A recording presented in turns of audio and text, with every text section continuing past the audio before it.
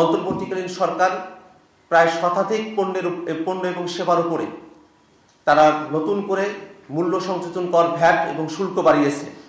আমরা দেখি গুঁড়া দুধ, যেটা শিশুদের এবং আমাদের অন্যান্য প্রয়োজন ব্যবহার করতে হয়, এরকম নিত্য প্রয়োজনীয় জিনিসগুলোর উপরে ভ্যাট আরোপ করা হয়েছে। মানুষ আসলে খাবে কি?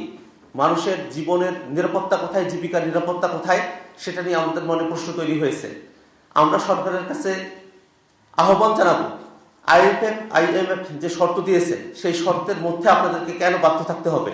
অন্তর্বর্তীকালীন সরকার, অভ্যুত্থানের সরকার, তাদেরকে অবশ্যই IMF এর সাথে যে চুক্তি আছে সেই চুক্তি পুনর্বিবেচনার উদ্যোগ নিতে হবে।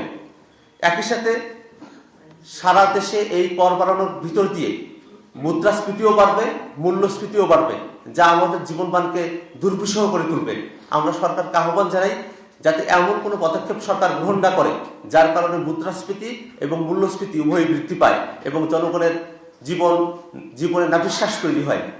একই সাথে আমাদের দাবি থাকবে, আপনারা জেনে থাকবেন যে শ্বেতপত্র প্রকাশ হয়েছে, সেখানে একেবারে ডাটা ধরে ধরে যেগুলো প্রকাশিত, সেই প্রকাশিত ডাটার মধ্যে থেকেই আমরা দেখতে পাই যে $234 বিলিয়ন পাচার করা হয়েছে। এক প্রত্যাশিত করতে $3 বিলিয়ন কাছাকাছি খরচ হয়েছে।